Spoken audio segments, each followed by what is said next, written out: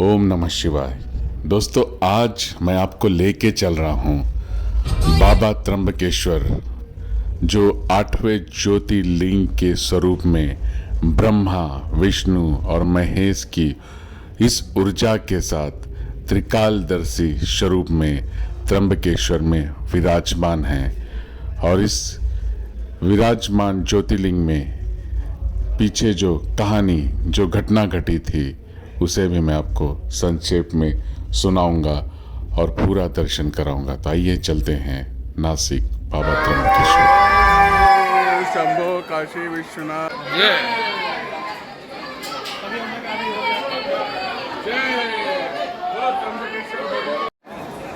बाबा त्रिकालदर्शी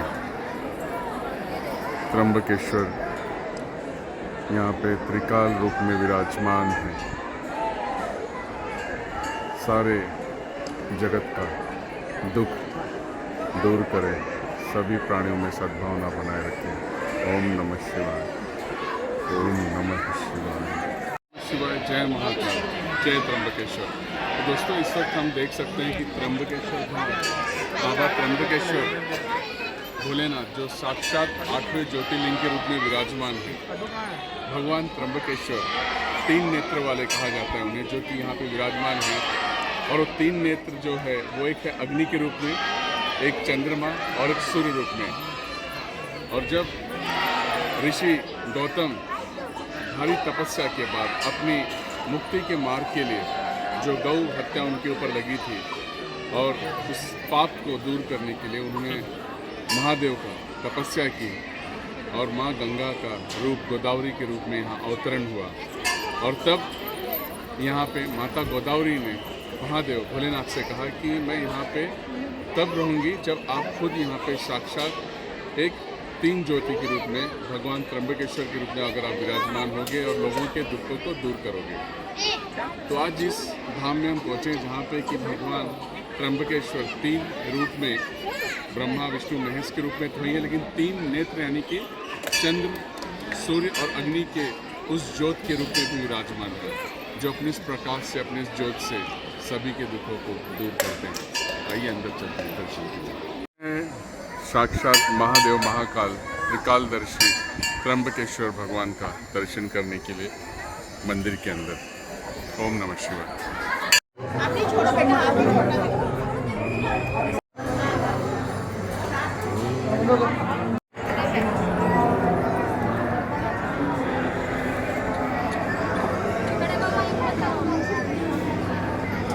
गौतम ऋषि और गोदावरी के प्रार्थना अनुसार भगवान शिव इस स्थान में वास करने की कृपा की और त्र्यंबकेश्वर नाम से विख्यात हुए।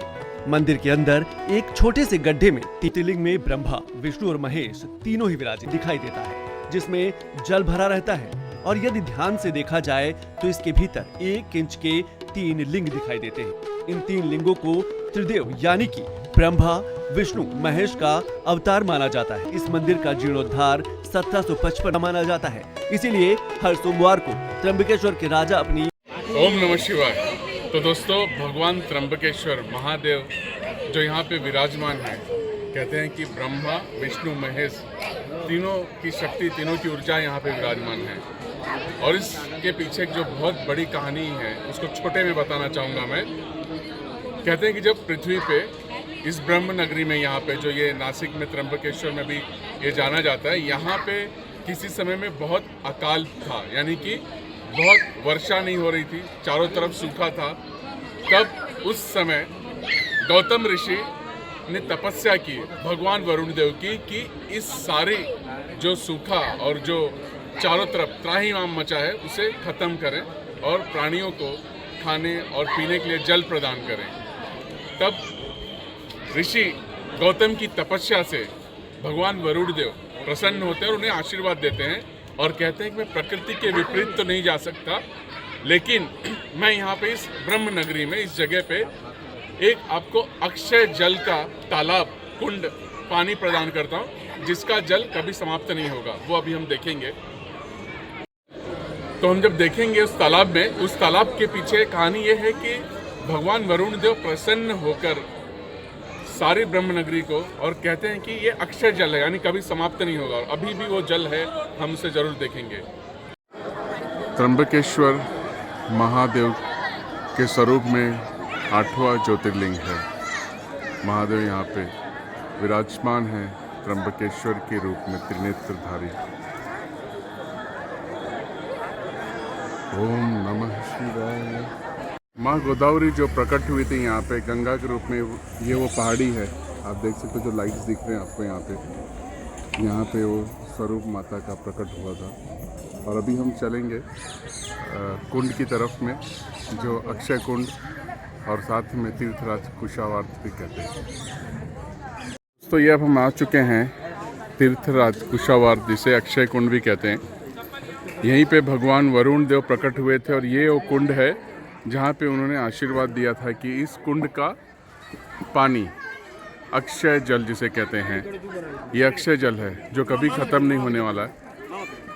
और जब तक पृथ्वी, आकाश और सारे नवग्रह यहाँ विराजमान हैं, तब तक मनुष्य का हमेशा उद्धार होते रहेगा।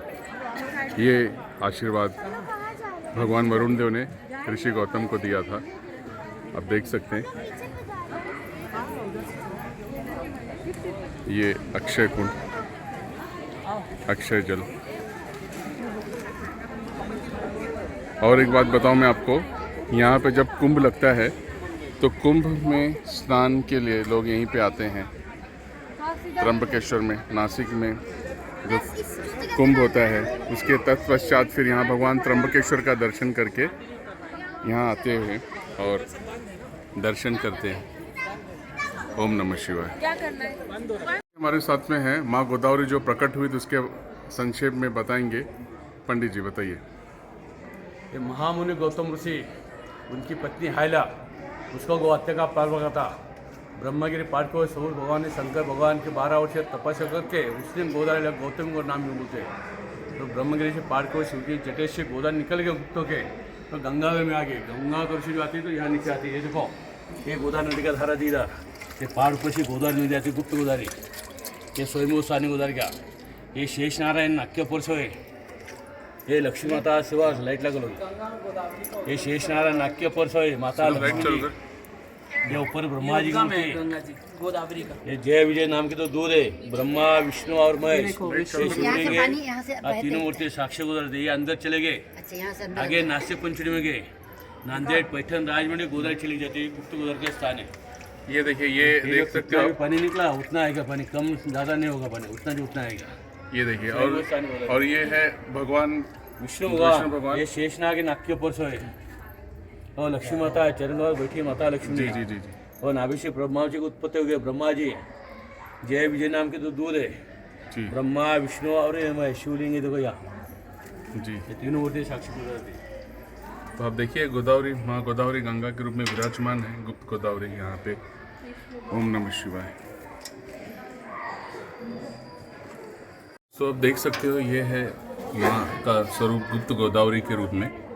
जैसे यहाँ पे हम देख सकते हैं कि जैसे ही जल पुनः आते जा रहे, माता का आशीर्वाद सभी पे बना रहे। भगवान विष्णु, माँ लक्ष्मी, महादेव, महाकाल का आप सभी पे आशीर्वाद बना रहे। हम सब आए थे यहाँ पे और एक प्रयास था कि आप सभी को भी दर्शन कराएं घर बैठ के।